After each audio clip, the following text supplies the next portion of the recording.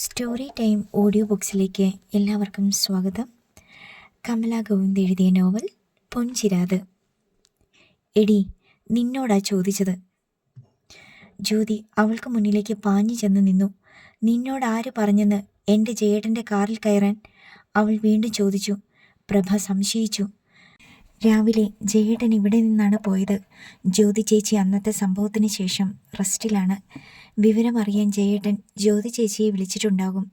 തന്നെ കാറിൽ കയറ്റിയതും medical college ജംഗ്ഷനിൽ ഇറക്കി വിട്ടതും യാദൃശ്ചികമായി പറഞ്ഞിട്ടുണ്ടാവും. തന്നെ കാറിൽ കയറ്റിയതറിഞ്ഞതിൻ്റെ ദേഷ്യമാണിത്. എന്താടി മിണ്ടാത്തത്? നിന്റെ വായിലെ നാക്കില്ലേടി? ജ്യോതി അതേ ടെമ്പറിൽ തന്നെ നിന്നു. എൻ്റെ അച്ഛനെയും അമ്മയും കരഞ്ഞും കണ്ണീര് കാട്ടിയും നീ പാട്ടിലാക്കി. ഇപ്പോൾ സ്വന്തം മകളായ എന്നേക്കാൾ അവർക്ക് വലുത് നീയാണ്. കലിയുടെ അവതാരം പോലെ ജ്യോതി പറഞ്ഞു. ഇനി കണ്ണും കയ്യും കാട്ടി എൻ്റെ ജയേട്ടനെ കൂട്ടി പാട്ടിലാക്കാൻ ഞാൻ സമ്മതിക്കില്ലടി. അത് നീ സ്വപ്നം പോലും കാണണ്ടടി. പ്രഭ സ്തംഭിച്ചു നിന്നു. ജ്യോതി ചേച്ചി, സങ്കടം പെരുകുന്നത് പോലെ അവൾ വിളിച്ചു. ഇങ്ങനെയൊന്നും പറയല്ലേ. ജയേട്ടനെക്കുറിച്ച് ഞാൻ അങ്ങനെയൊന്നും ചിന്തിച്ചിട്ട് പോലുമില്ല. വേദനയോടെ അവൾ പറഞ്ഞു. ജയേട്ടനെക്കുറിച്ച് നീയൊന്നും ചിന്തിക്കണ്ട, അതിനിവിടെ ഞാനുണ്ട്. ജ്യോതി കർക്കശക്കാരിയായി. രാവിലെ ഞാൻ പോയപ്പോൾ ജയേട്ടൻ എന്നെ കണ്ട് കാർ നിർത്തിയതാ. കയറാൻ നിർബന്ധിച്ചപ്പോൾ കയറി. രാവിലത്തെ യാത്രയ്ക്കുള്ള എസ്.ടി ലാഭിച്ചു. അതിലപ്പുറം ഒന്നുമില്ല ജ്യോതി ചേച്ചി. അതിലപ്പുറം എന്തെങ്കിലും ഉണ്ടെങ്കിലും ഇല്ലെങ്കിലും കൊള്ളാം. മേലിൽ നീ ജയേട്ടൻ്റെ കാറിൽ കയറാൻ പാടില്ല. കേട്ടോടി? കേട്ടു. പ്രഭ സമ്മതിച്ചു. അവൾ ജ്യോതിയുടെ ഉള്ളിൽ തന്നോടുള്ള ദേഷ്യവും പകയും മുഴുവൻ മനസ്സിലാക്കുകയായിരുന്നു. ഒപ്പം ഒരു കാര്യം കൂടി മനസ്സിലായി. കൈത്തണ്ടയിലെ വെയിൻ മുറിച്ചതുമായി ബന്ധപ്പെട്ട് തീരെ വയ്യെന്നും പറഞ്ഞുള്ള ജ്യോതിയുടെ കിടപ്പ് വെറും സൂത്രമാണെന്ന്. എന്താടി തുറച്ചു നോക്കുന്നത്? ജ്യോതി പ്രഭയോട് കയർത്തു. ജ്യോതി ചേച്ചിക്ക് ക്ഷീണം കുറഞ്ഞല്ലോ എന്ന് ഓർക്കുമായിരുന്നു ഞാൻ. പ്രഭ കൂസാതെ പറഞ്ഞു. ജ്യോതിയും അക്കാര്യം അപ്പോഴാണ് ഓർത്തത്. പ്രഭയെ കണ്ടതോടെ താൻ അഭിനയിച്ചു കൊണ്ടിരുന്ന രോഗാവസ്ഥയും ക്ഷീണാവസ്ഥയും അവൾ പെട്ടെന്ന് മറന്നുപോയതാണ്. ക്ഷീണം കുറഞ്ഞെന്ന് നിന്നോടാര് പറഞ്ഞു? ജ്യോതിയുടെ മുഖത്ത് പെട്ടെന്ന് ക്ഷീണഭാവം പ്രകടമായി. മുഖത്ത് മാത്രമല്ല, ശരീരത്തിലും പെട്ടെന്ന് തളർച്ച ഓടിയെത്തി. എനിക്ക് ആരോഗ്യമുണ്ടായിട്ടല്ലടി, ജ്യോതി പറഞ്ഞു.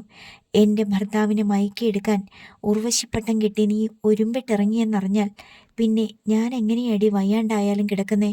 പറയടി. ജ്യോതി ഒരടി കൂടി നീങ്ങിയിട്ട് പ്രഭയുടെ മുൻപിൽ തറഞ്ഞു നിന്നു. എനിക്കറിയണം. കാറിൽ കയറിയിട്ട് നീയും ജയേട്ടനും ഇന്ന് എവിടെയൊക്കെ പോയി? എപ്പോഴാടി നീ പിന്നെ ക്ലാസ്സിലോട്ട് തിരിച്ചു ചെന്നത്? എനിക്കതറിയണമെടി, സത്യം പറഞ്ഞു. ജ്യോതിയുടെ സ്വരം അമർന്ന് തൊണ്ടയിൽ ഞെരിഞ്ഞു. പ്രഭയ്ക്ക് അവൾ എന്താണ് ഉദ്ദേശിച്ചതെന്ന് മനസ്സിലായില്ല. ഓ, അവളുടെ ഒരു നോട്ടം കണ്ടില്ലേ? ഒന്നും അറിയാത്തതുപോലെ. പ്രഭയ്ക്ക് ഉള്ളിലെന്തോ പെട്ടെന്നൊരു വെളിച്ചം മിന്നി. അവൾ ജ്യോതിയുടെ മിഴികളിലേക്ക് തറച്ചു നോക്കി. ആ മിഴികളിൽ നുരഞ്ഞ് പൊന്തി നിൽക്കുന്ന വിഷത്തിൻ്റെ ആർത്തലയ്ക്കുന്ന തിരകൾ അവൾ കണ്ടു. അതുകൊണ്ട് തന്നെ തെല്ല് തൻ്റെയിടത്തോടെ അവൾ ചോദിച്ചു. ജ്യോതി ചേച്ചി എന്താ ഉദ്ദേശിക്കുന്നത്? എൻ്റെ ജയേട്ടൻ്റെ കൂടെ നീ എവിടെയാ പോയതെന്ന്? നിങ്ങൾ എവിടെയാ തങ്ങിയതെന്ന് പകയുടെ പല്ലുകൾ അമർത്തി ഞെരിച്ചുകൊണ്ട് ജ്യോതി ചോദിച്ചു. ഛേ, മുൻപിൽ വിഷം തുപ്പുന്ന ഒരു നികൃഷ്ട ജന്തുവാണ് നിൽക്കുന്നതെന്ന് പ്രഭയ്ക്ക് തോന്നി. ഇവരുടെ നാവിൽ മാത്രമല്ല, രണ്ടു മിഴികളിലും തലച്ചോറിനുള്ളിലും വിഷമാണ്. വിഷം മാത്രം. പ്രഭ പിന്നെ നിന്നില്ല. തൻ്റെ റൂമിൻ്റെ നേർക്ക് നീങ്ങി. നിൽക്കടി അവിടെ. ജ്യോതി അവളെ മുമ്പോട്ട് നീങ്ങാൻ സമ്മതിക്കാതെ തോളിൽ പിടിച്ചു നിർത്തി.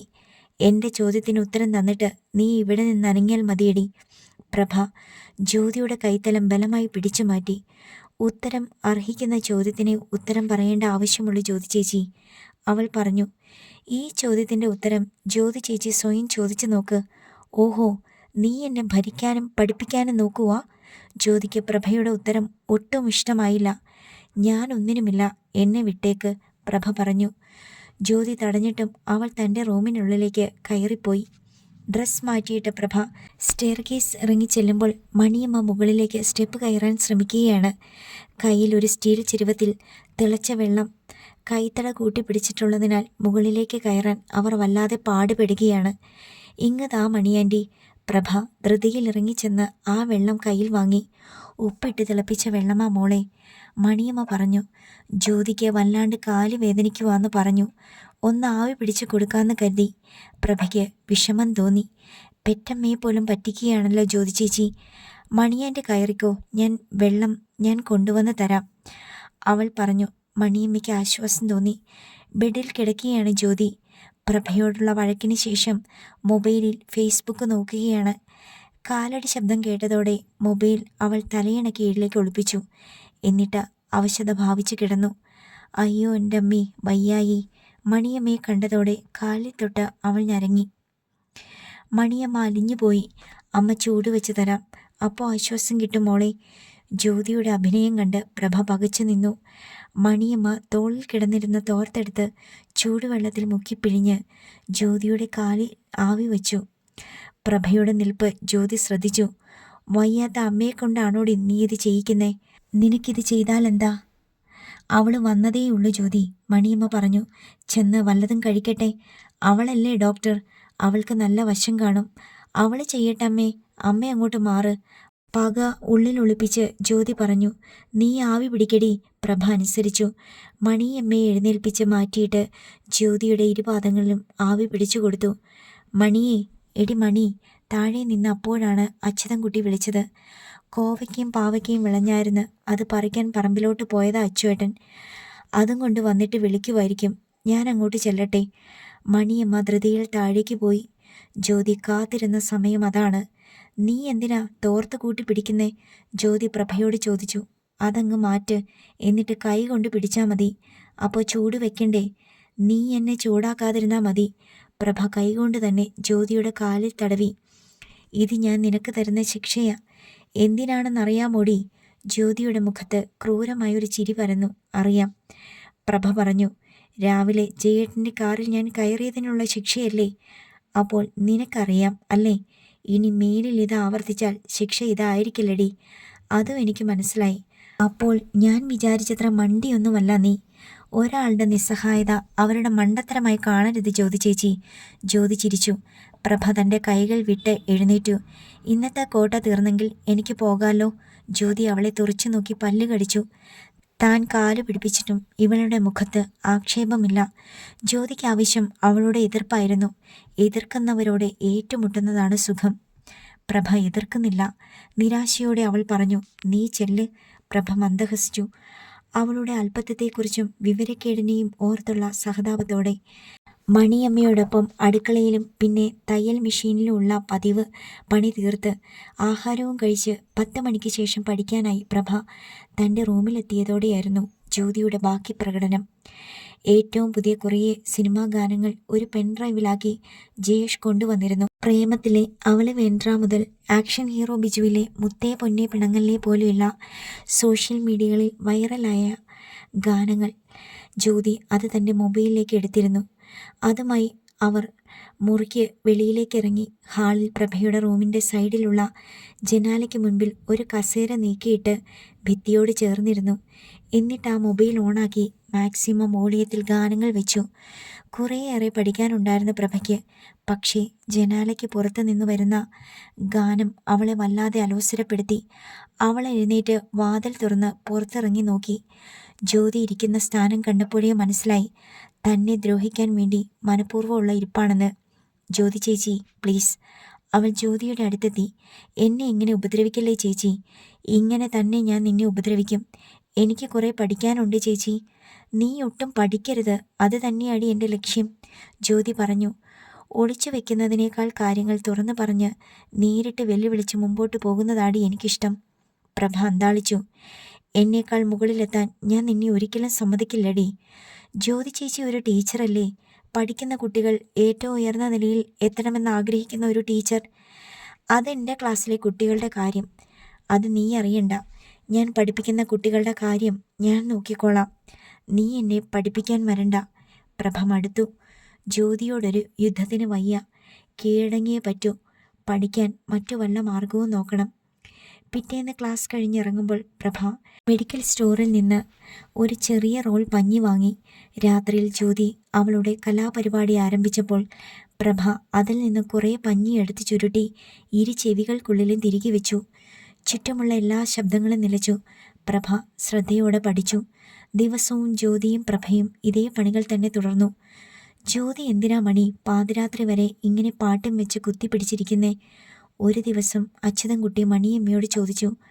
അവൾക്ക് ഉറക്കം വരാഞ്ഞിട്ടായിരിക്കും അച്ചുവേട്ടാ, മണിയമ്മ പറഞ്ഞു.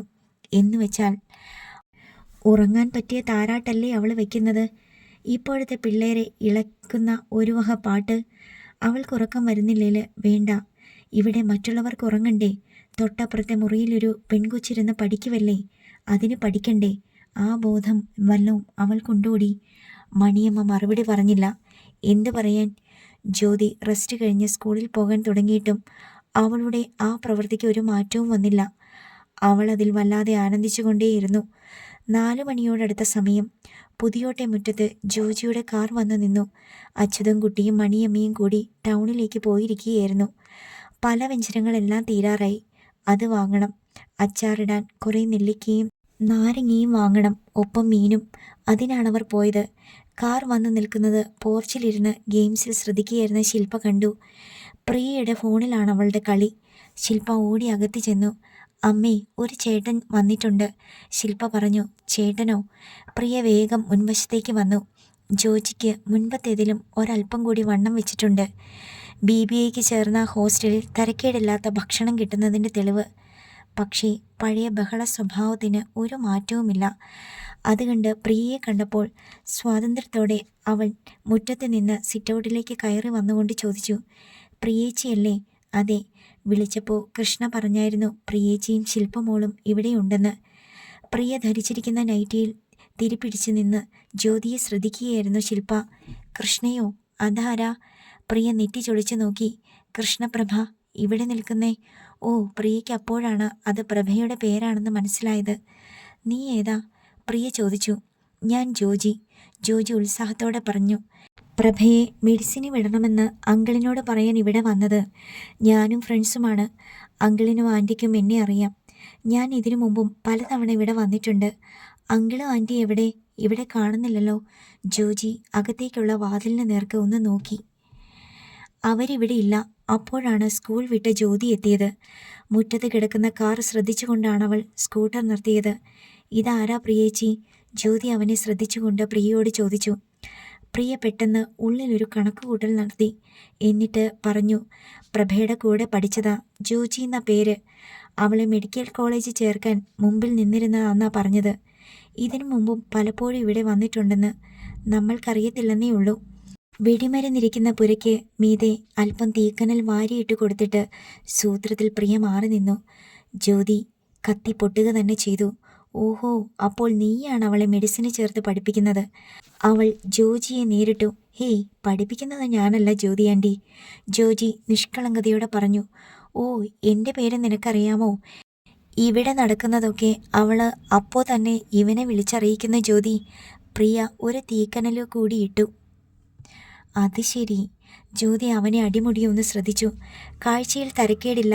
കാശുള്ള വീട്ടിലേതാണെന്ന് ഒറ്റ നോട്ടത്തിൽ തന്നെ അറിയാം.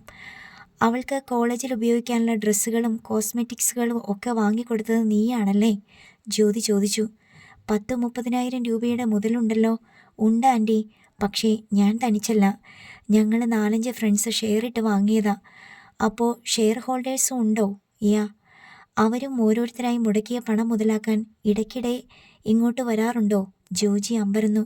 ഛേ, എന്തനാവശ്യമാണ് നിങ്ങൾ ഈ പറഞ്ഞത്? അവൻ്റെ മുഖം ചുവന്നു. കാര്യം പറഞ്ഞപ്പോൾ നിനക്ക് പിടിച്ചില്ല അല്ലേ? നിങ്ങളെക്കുറിച്ച് കൃഷ്ണ പറഞ്ഞിട്ടുണ്ട്.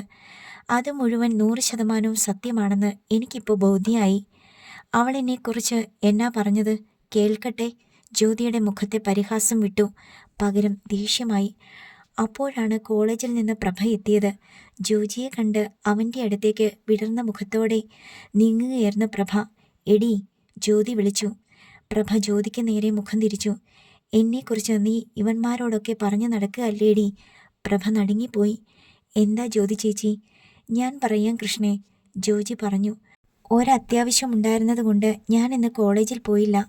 ഈ വഴി പാസ് ചെയ്തപ്പോൾ ഇവിടെ കയറി. അങ്കിളിനെ ആൻറ്റിയും നിന്നെ കാണാമെന്ന് കരുതി. അതാണ് ഈ സമയത്ത് കയറിയതും. ജോജി ഒന്ന് നിർത്തിയിട്ട് ജ്യോതിയെ നോക്കി. എന്നിട്ട് പറഞ്ഞു, പക്ഷേ കണ്ടത് നിങ്ങൾക്ക് പകരം ഒരു പടുകുരുപ്പിനെ ആയിപ്പോയി. പോട്ടെ കൃഷ്ണേ. ക്ഷോഭത്തോടെ തുറന്നു തന്നെ പറഞ്ഞിട്ട് അവൻ മറുപടിക്ക് പോലും കാത്തു നിന്നില്ല. വേഗം ചെന്ന് കാറിനുള്ളിലേക്ക് കയറി. കാർ റിവേഴ്സ് എടുത്ത് ഗേറ്റ് കടന്നു പോയി. പ്രഭ വിളറി നിന്നു. കഷ്ടം, അച്ഛനും അമ്മയും മണിയാൻ്റിയും ഇവിടെ ഇല്ലാതെ പോയല്ലോ. ഗേറ്റിങ്കിലേക്ക് പ്രഭയുടെ മിഴികൾ നീണ്ടു. എടി, ജ്യോതി അവളുടെ തോളത്ത് ബലമായി പിടിച്ച് തനിക്ക് നേരെ തിരിച്ചു നിർത്തി. ചുരിദാറും മറ്റും മേടിച്ചു തരുന്നവർ ഇവിടെ കയറി ഇറങ്ങുന്നുണ്ട്. ഇനി നിന്റെ കൂടെ ഇപ്പം പഠിച്ചുകൊണ്ടിരിക്കുന്നവന്മാരും മുടക്ക് കാശ് കണക്ക് പറഞ്ഞ് മുതലാക്കാൻ ഇവിടെ കയറി ഇറങ്ങി നിരങ്ങുകൂടി.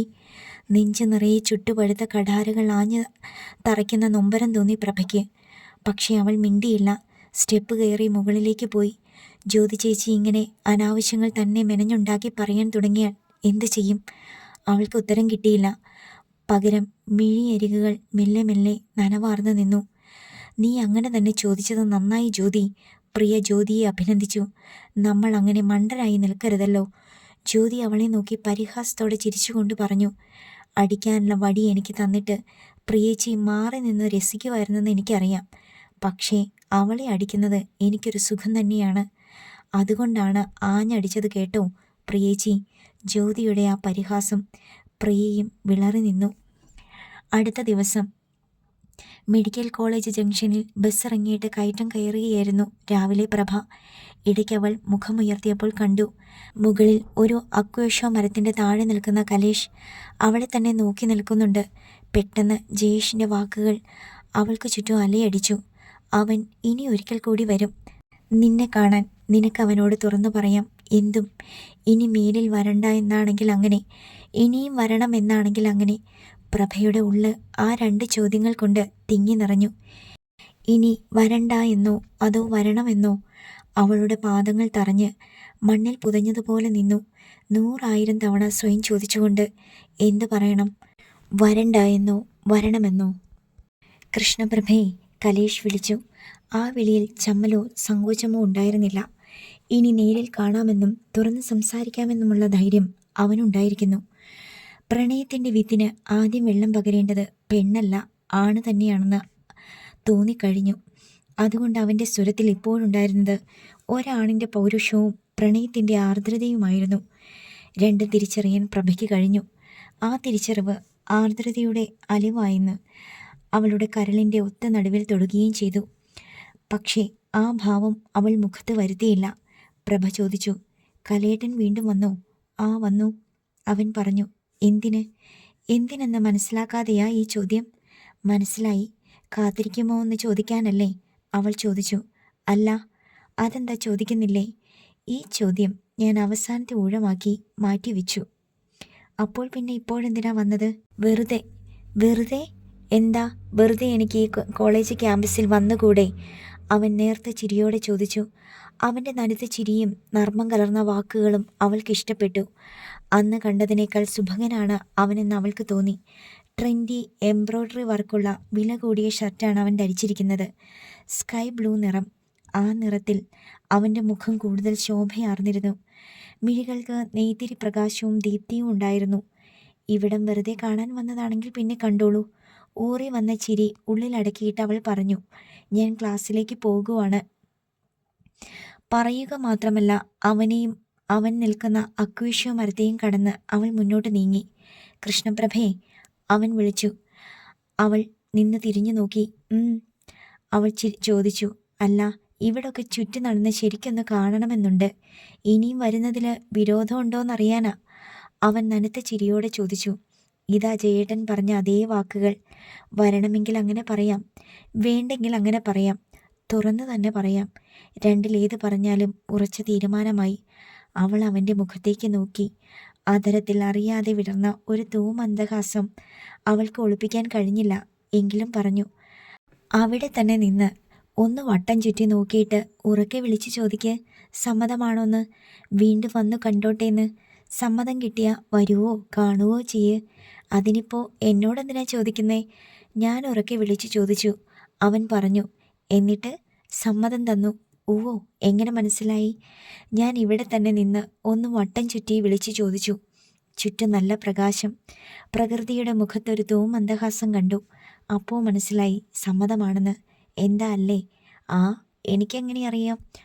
മന്ദഹാസം പെട്ടെന്നൊളിപ്പിച്ച് മുഖത്ത് ഗൗരവം വരുത്തിക്കൊണ്ട് പ്രഭ വേഗം മുകളിലേക്ക് തന്നെ നടന്നു. കാരണം താഴെ നിന്ന് കുറേ സ്റ്റുഡൻസ് കയറി വരുന്നുണ്ടായിരുന്നു. ശബ്ദകോലാഹലങ്ങളോടെ. തിരിഞ്ഞു പോലും നോക്കാതെയുള്ള അവളുടെ നടപ്പ് നോക്കി കലേഷ് നിന്നു. അവൻ്റെ ഉള്ളാകെ ഒരു ചിരിയുടെ പ്രകാശം നിറഞ്ഞു നിന്നു. ഒരുത്തരം കിട്ടിയതുപോലെ മനസ്സ് വിടർന്നു. അവൾക്ക് തന്നോട് ഇഷ്ടമുണ്ട് തീർച്ച. പക്ഷേ അത് പ്രകടിപ്പിക്കില്ല, തുറന്നു പറയില്ല. അതാണ് അവളുടെ സ്വഭാവം. പക്ഷേ കൃഷ്ണപ്രഭേ, നിന്നെക്കൊണ്ട് തന്നെ ഈ കലേഷ് പറയിക്കും എന്നെ ഇഷ്ടമാണെന്ന്. നിനക്ക് എന്നെ മാത്രം മതിയെന്ന്. ഞാൻ നിനക്ക് വേണ്ടിയല്ല, നീ എനിക്ക് വേണ്ടി കാത്തിരിക്കുമെന്ന്. എത്ര എത്ര കാലം വേണമെങ്കിലും. ആ ഉറച്ച ആത്മവിശ്വാസത്തോടെ കലേഷ് മെല്ലെ തൻ്റെ കാറിൻ്റെ നേർക്ക് നീങ്ങി. അവന് മനസ്സിലായി, താൻ ഉള്ളിൻ്റെ ഉള്ളിൽ പാകി കിളർപ്പിച്ച പ്രണയം അതിന് വളവും വെള്ളവും ഒന്നും നൽകിയില്ലെങ്കിലും താനേ തഴച്ചു വളരുമെന്ന്. അവൻ കാറിനുള്ളിലേക്ക് കയറിയിരുന്നു. ഒരു പ്രണയഗാനത്തിൻ്റെ ഈരടികൾ മൂളിക്കൊണ്ടാണ് അവൻ കാർ സ്റ്റാർട്ട് ചെയ്തതും. അതാരായിരുന്നു മോളെ ആ അക്വേഷ്യയെ ചുറ്റി നിന്ന സ്മാർട്ട് ഗൈ? പ്രഭ ക്ലാസ്സിലേക്ക് കയറുമ്പോൾ വാതിൽക്കൽ സംസാരിച്ചു കൊണ്ട് നിന്ന വിദ്യ ചോദിച്ചു. എൻ്റെ കസിൻ്റെ റിലേറ്റീവാ വിദ്യേ, പ്രഭ പറഞ്ഞു. കസിൻ്റെ റിലേറ്റീവ് എന്തിനാ ചുറ്റിക്കറങ്ങുന്നേ? ലൈനാ? വിദ്യ ചോദിച്ചു. പ്രഭ ചിരിച്ചൊഴിഞ്ഞു. മറുപടി പറഞ്ഞതേയില്ല. അന്നും പിറ്റേന്നും ഒക്കെ പ്രഭ അതേക്കുറിച്ച് ആലോചിച്ചു. കലേഷ് തൻ്റെ സമീപത്ത് വന്നതും സംസാരിച്ചതും ചതിക്കാനല്ല എന്നവൾക്ക് തോന്നി. അങ്ങനെയൊരു ലക്ഷണം തോന്നുന്നില്ല. മാത്രമല്ല, അങ്ങനെയൊരു തരികിട ലക്ഷ്യമാണെങ്കിൽ ഒരിക്കലും ജയേട്ടൻ തന്നോട് അത്ര കാര്യമായിട്ട് സംസാരിക്കില്ല അവനു വേണ്ടി. 3-4 ദിവസം കൂടി രോഗം അഭിനയിച്ച് കിടന്നിട്ട് ജ്യോതി മെല്ലെ എഴുന്നേറ്റു. സ്കൂളിൽ പോയി തുടങ്ങി. എങ്കിലും കിട്ടുന്ന എല്ലാ അവസരങ്ങളും ഉപയോഗിച്ച് അവൾ പ്രഭയോട് പോരെടുത്തുകൊണ്ടിരുന്നു. ചെറിയ കാര്യങ്ങൾ പോലും പെരുപ്പിച്ച് എപ്പോഴും അവളെ വേദനിപ്പിച്ച് രസിക്കാനും മറന്നില്ല. വൈകുന്നേരം മുറ്റത്ത് വച്ച ചെടികൾക്ക് ഹോസിട്ട് വെള്ളമൊഴുക്കിയായിരുന്നു അച്യുതൻകുട്ടി. അത് ശ്രദ്ധിച്ചുകൊണ്ടാണ് പ്രഭ എത്തിയത്. അയാൾക്കരികിലെത്തി നിന്നുകൊണ്ട് അത്യാഹ്ലാദത്തോടെ അവൾ പറഞ്ഞു. അച്ചുമാമേ, ഇന്ന് അഡ്മിനിസ്ട്രേറ്റീവ് ബ്ലോക്കിൽ നിന്നൊരു വിവരം അറിഞ്ഞായിരുന്നു. എന്നതാടി? വാർഷിക വരുമാനം കുറഞ്ഞ പേരൻസിൻ്റെ കുട്ടികൾക്ക് പഠിക്കാനായി 25,000 രൂപ അനുവദിച്ചിട്ടുണ്ട്. ആ കൂടെ എൻ്റെയും പേരുണ്ട്, പ്രഭ പറഞ്ഞു. അതിന് നിനക്കെവിടെയാടി പേരൻസും വാർഷിക വരുമാനവും? മുറ്റത്ത് ശില്പയ്ക്ക് കളിക്കൂട്ടായി നിന്നിരുന്ന പ്രിയ അത് കേട്ട് തെല്ല് പരിഹാസത്തോടെ ചോദിച്ചു. പ്രഭയുടെ മുഖം വാടി. എനിക്കിത് രണ്ടുമില്ല പ്രിയേച്ചി, അതുകൊണ്ടാവും എൻ്റെ പേരുടെ സ്റ്റൈപ്പൻഡിൻ്റെ കൂടെ ചേർത്തിട്ടുണ്ട്, അവൾ പറഞ്ഞു. അപ്പോൾ നിനക്ക് പഠിക്കുമ്പോൾ വർഷാവർഷം 25,000 രൂപ ഇങ്ങോട്ട് കിട്ടുമല്ലേ? പ്രിയ പറഞ്ഞതിനെ ഗൗനിക്കാതെ അച്യുതൻകുട്ടി ചോദിച്ചു. കിട്ടും അച്ചുമാമേ, പഠിക്കുന്ന കുട്ടികൾക്കായി സർക്കാർ ഏർപ്പെടുത്തിയിരിക്കുന്നതാണിത്. പഠിക്കുന്ന കുട്ടികൾക്കായി സർക്കാർ അങ്ങനെ പല പദ്ധതികളും ഏർപ്പെടുത്തിയിട്ടുണ്ട് മോളെ, അച്യുതൻകുട്ടി അല്പം ഊന്നലോടെ പറഞ്ഞു. പക്ഷേ പഠിക്കുന്നവർക്കേ അത് കിട്ടൂ. പ്രിയയുടെ മുഖം മങ്ങി. ഡിഗ്രി വരെ പ്രിയ പഠിച്ചിട്ടുണ്ട്. പക്ഷേ കഷ്ടിച്ച് മാർക്കാണ് വാങ്ങിയിട്ടുള്ളത്. അച്യുതൻകുട്ടി തന്നെ കുത്തിയതാണെന്ന് അവൾക്ക് മനസ്സിലായി. അവൾ വേഗം അകത്തേക്ക് കുതിച്ചു കയറി. അച്യുതൻകുട്ടി ആ പോക്ക് ആംഗ്യം കാട്ടി പ്രഭയെ ധരിപ്പിച്ചു. അച്ചുമാമ എന്തിനാ അങ്ങനെ പറഞ്ഞത്? പ്രഭ ചോദിച്ചു.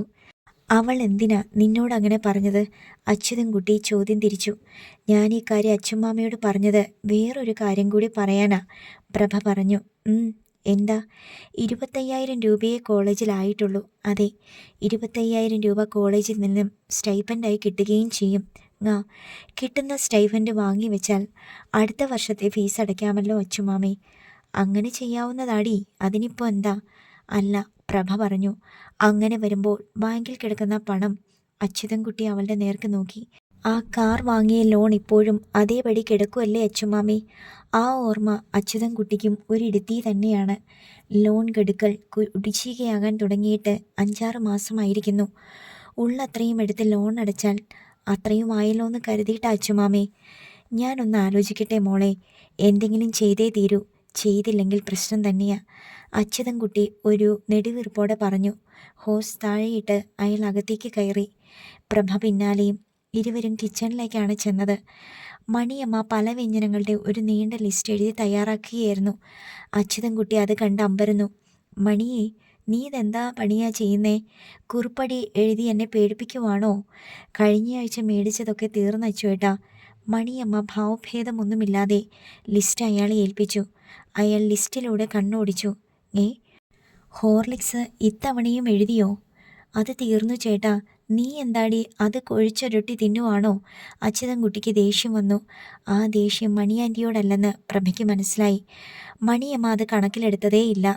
ജ്യോതിക്കും പ്രിയയ്ക്കും ശില്പയ്ക്കും രാവിലെയും വൈകിട്ടും ഹോർലിക്സ് ഇട്ട പാല് തന്നെ വേണം. കൊടുക്കാണ്ട് പറ്റുമോ അച്ചുവേട്ടാ? അവർ പിള്ളേരല്ലേ.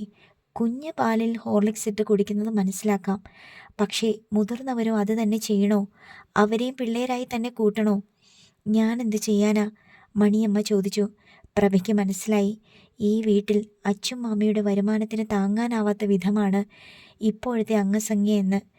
ജ്യോതി ചേച്ചിയോ പ്രിയേച്ചിയോ അച്ഛമാമയുടെ കയ്യിൽ 1 രൂപ പോലും കൊടുക്കാറില്ല എന്ന് മാത്രമല്ല, വീട്ടിൽ എന്തെങ്കിലും പോരായിക വന്നാൽ ആദ്യം ചോദ്യം ചെയ്യുകയും ചെയ്യും.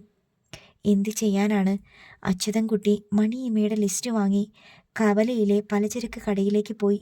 മുഴുവൻ സാധനങ്ങളും വാങ്ങി. മുൻപറ്റിൻ്റെ കൂടെ ആ തുകയും എഴുതി ചേർത്തു. അടുത്ത തവണ ദീപു വന്നു. അത്താഴമേശയിൽ എല്ലാവരും എത്തി. ദീപു തൻ്റെ മുൻപിൽ വിളമ്പിയ വിഭവങ്ങളിലേക്ക് നോക്കി. ഇതെന്താമേ, ഇന്ന് പച്ചമീനൊന്നും കിട്ടിയില്ലേ? അവൻ അതൃപ്തിയോടെ ചോദിച്ചു. ഈ ഉണക്കമീനേ ഉള്ളോ? എനിക്കിത് ഇഷ്ടമല്ലെന്ന് അറിയത്തില്ലേ? ജ്യോതി മുമ്പേ തന്നെ ഊണ് കഴിഞ്ഞ് മുകളിലേക്ക് പോയിരുന്നു. പ്രഭ വാരത്തിലിരുന്ന് തയ്ക്കുകയാണ്. അതുകൊണ്ട് അച്യുതൻകുട്ടിക്ക് തോന്നി ഇതാണ് അവസരമെന്ന്. പലചരക്ക് കടയിൽ അതേ ഉണ്ടായിരുന്നുള്ളൂടാ. അയാൾ പറഞ്ഞു. പച്ചമീൻ കിട്ടണത് പലചരക്ക് കടയിലാണോ? മീൻ ചന്തയിലല്ലേ അച്ഛാ? നീ പറഞ്ഞത് ശരിയാ, അച്യുതൻകുട്ടി ഊന്നി പറഞ്ഞു. പച്ചമീൻ കിട്ടുന്നത് മീൻ ചന്തയിലാ. പക്ഷേ മീൻ ചന്തയിൽ അച്ഛന് പറ്റുപടിയില്ലടാ മക്കളെ. അച്ഛൻ എന്താ അങ്ങനെ പറഞ്ഞത്? ദീപു കൂടെ ഇരുന്ന് ആഹാരം കഴിക്കുന്ന അച്ഛനെ നോക്കി. ഉണക്കമീൻ മേടിക്കാനുള്ള വരുമാനമേ അച്ഛനുള്ളടാ, അതാ പറഞ്ഞത്. ദീപുവിൻ്റെ നെറ്റി ചുളിഞ്ഞു. അവൻ അരികിൽ നിന്നിരുന്ന പ്രിയയെ നോക്കി. അവൾ കല്ലുപോലെ ഇരിക്കുന്നു. ഒരു ഭാവഭേദവുമില്ല. ഞാൻ മാസത്തിൽ 2 തവണയേ വരാറുള്ളൂ. അപ്പോൾ വായ്ക്ക് രുചിയായിട്ട് ഇത്തിരി ആഹാരം എനിക്ക് തരാനില്ലെന്നാണോ അച്ഛൻ പറയുന്നത്? എടാ, വായ്ക്ക് രുചിയായി തന്നെ ആഹാരം തന്നാ നിന്നെ ഞാൻ വളർത്തിയത്. അതെന്തിനാ അച്ഛനിപ്പോൾ പറയുന്നത്? അങ്ങനെ തന്നെ ഇനിയും തുടരണമെന്ന് അച്ഛന് ആഗ്രഹം ഉണ്ടടാ. പക്ഷേ എന്നാ ചെയ്യാനാ? വയസ്സായില്ലേ, റിട്ടയറുമായി, വരുമാനവും കുറഞ്ഞു. ഇനിയിപ്പോൾ ഉള്ള വരുമാനത്തിനുള്ള രുചിയല്ലേ എൻ്റെ മക്കൾക്ക് കൊടുക്കാൻ പറ്റൂ. അച്ഛന് വരുമാനം കുറഞ്ഞെങ്കിൽ എന്താ? ദീപു കർക്കശനായി ചോദിച്ചു. അതിനല്ലേ ഞാൻ ജോലി ചെയ്യുന്നത്. എന്തിനാ ദീപേട്ട അതും ഇതുമൊക്കെ പറയുന്നത്? ഉണ്ടാക്കി വെച്ചത് വിളമ്പി തന്നില്ലേ, അത് കഴിച്ചിട്ട് എഴുന്നേൽക്കാൻ നോക്ക്. പെട്ടെന്ന് പ്രിയ അവനെ ശാസിച്ചു. അവനെ വേഗം എഴുന്നേൽപ്പിച്ച് വിടുകയായിരുന്നു അവളുടെ ലക്ഷ്യം. പക്ഷേ ദീപുവിനാകെ ദേഷ്യമായി. അങ്ങനെ ഉണ്ടാക്കി വെച്ചത് കഴിക്കാൻ എനിക്ക് പറ്റത്തില്ല, അവൻ പറഞ്ഞു. രൂപ 20,000 ഞാൻ മാസാമാസം നിന്റെ കയ്യിൽ തരുന്നുണ്ട്. നീ അത് അമ്മയുടെ കയ്യിൽ കൊടുക്കുന്നില്ലേ? എന്നിട്ട് വല്ലപ്പോഴും വരുന്ന എനിക്ക് ചോറിന് കൂട്ടാൻ അല്പം മീനില്ലെന്ന്. എനിക്ക് മീൻ വേണം, എനിക്ക് പച്ചമീൻ വേണമെന്ന് അമ്മയ്ക്കറിയില്ലേ അമ്മേ? എന്താ ഇത്തിരി വാങ്ങാത്തത്? പ്രിയ സ്തംഭിച്ചു നിൽക്കുകയാണ്. ഇങ്ങനെ പബ്ലിക്കായി ഒരു രംഗം അവൾ പ്രതീക്ഷിച്ചതല്ല. അച്യുതൻകുട്ടിയും മണിയമ്മയും അന്താളിച്ച പ്രിയയെ നോക്കി. 20,000 രൂപ വീതം ദീപേട്ടൻ മാസാമാസം പ്രിയേച്ചിയെ ഏൽപ്പിക്കുന്നുണ്ടായിരുന്നെന്നോ? താഴത്തെ ശബ്ദം കേട്ട് മുകളിൽ നിന്ന് ഇറങ്ങി വന്ന ജ്യോതി ചോദിച്ചു. എന്താടി നിനക്ക് അക്കാര്യത്തിൽ സംശയം? ദീപു ചോദിച്ചു. എനിക്ക് സംശയമൊന്നുമില്ല, ജ്യോതി വ്യംഗ്യ അർത്ഥത്തിൽ പറഞ്ഞു. ദീപേട്ടൻ പ്രിയേച്ചിയുടെ അലമാരി തുറന്നു നോക്ക്. മാസാമാസം കൊടുത്ത രൂപ കെട്ടുകെട്ടാക്കി അതിനുള്ളിൽ വെച്ചിട്ടുണ്ടാവും. ദീപു നടുക്കത്തോടെ പ്രിയയെ നോക്കി. അവൾ നിന്നിരുന്നിടം ശൂന്യം. ദീപു മുറിക്കുള്ളിലേക്ക് പാഞ്ഞു ചെന്നു. അലമാരി തുറന്ന് പരിശോധിച്ചു. ജ്യോതി പറഞ്ഞത് കൃത്യമായിരുന്നു. 4-5 മാസമായി താൻ കൊടുത്ത പണം അത്രയും കെട്ടുകെട്ടാക്കി പ്രിയ അവളുടെ സാരികളുടെ അടുക്കിൻ്റെ അടിയിൽ വെച്ചിരിക്കുന്നു. ആ പണം എനിക്ക് വേണം, അതെടുക്കാൻ പറ്റില്ല. ദീപു ആ കെട്ടുകളുടെ നേർക്ക് കൈ നീട്ടിയപ്പോൾ പ്രിയ തടഞ്ഞു. നിനക്ക് വേണോ? തരാടി. പറഞ്ഞതും അവൻ കൈവലിച്ച് അവളുടെ കരണത്താഞ്ഞടിച്ചു. വീട്ടിൽ അരിയും മീനും വാങ്ങാൻ തരുന്ന പണമാണോടി സമ്പാദിക്കുന്നേ? ഛേ, അത്യന്ത രോഷത്തോടെ അവൻ ചോദിച്ചു. വൈകുന്നേരം ഫിസിയോളജിയുടെ പ്രാക്ടിക്കൽ ടെസ്റ്റ് ആയിരുന്നു പ്രഭയ്ക്ക്. മലം, മൂത്രം, രക്തം, കഫം തുടങ്ങിയ പരിശോധനകൾ. രോഗമൊന്നുമില്ലാത്ത പൂർണ്ണ ആരോഗ്യമുള്ളവരുടെ മലം, മൂത്രം, രക്തം, കഫം മുതലായവയാണ് ആദ്യം ടെസ്റ്റ് ചെയ്ത് പഠിക്കുക. അതിനുശേഷം വിവിധ രോഗങ്ങൾ ബാധിച്ചവരുടേത്. ഓരോ രോഗവും ബാധിച്ചാൽ പരിശോധനാ ഫലങ്ങളിൽ വരുന്ന വ്യത്യാസങ്ങൾ, അതാണ് ഫിസിയോളജിയുടെ പ്രാക്ടിക്കൽ. ഷുഗർ ഉള്ള ആളിൻ്റെ ബ്ലഡ് പരിശോധന കഴിഞ്ഞ് മറ്റുള്ളവർക്കൊപ്പം പുറത്തേക്ക് വരികയായിരുന്നു പ്രഭ. അപ്പോഴാണ് അവൾ തന്നെ കാത്തു നിൽക്കുന്ന കലേഷിനെ കണ്ടത്. നേരിയ ഒരു പുഞ്ചിരി അവളുടെ മുഖത്തുണ്ടായി. ഞാൻ വീണ്ടും മെഡിക്കൽ കോളേജ് ചുറ്റിക്കാണാൻ വന്നതാ, പുഞ്ചിരിയോടെ അവൻ പറഞ്ഞു. അത് കണ്ടപ്പോഴേ മനസ്സിലായി, പ്രഭ പറഞ്ഞു. എന്ത് മനസ്സിലായി? അവൾക്കൊപ്പം താഴെ റോഡിലേക്ക് നടന്നുകൊണ്ട് അവൻ ചോദിച്ചു. ഇരുവരും റോഡിലേക്ക് ഇറങ്ങുകയായിരുന്നു. അപ്പോഴാണ് സ്കൂൾ വിട്ട് ജ്യോതി സ്കൂട്ടറിൽ അതുവഴി വന്നത്. റോഡിൽ പാർക്ക് ചെയ്തിരിക്കുന്ന കലേഷിൻ്റെ ബ്ലാക്ക് ഫോർഡ് ഐക്കൺ കാർ ഒറ്റ നോട്ടത്തിൽ അവളുടെ മിഴികൾ പിടിച്ചെടുത്തു. സ്കൂട്ടർ അവൾ ചവിട്ടി നിർത്തി. കലേഷ് എന്താ ഇവിടെ? ജ്യോതി ചുറ്റും പരതി. അപ്പോഴാണ് അവൻ്റെ ഒപ്പം സംസാരിച്ചുകൊണ്ട് റോഡിലേക്ക് വരുന്ന പ്രഭ അവളുടെ ശ്രദ്ധയിൽപ്പെട്ടത്. അടുത്ത ഭാഗം നാളെ.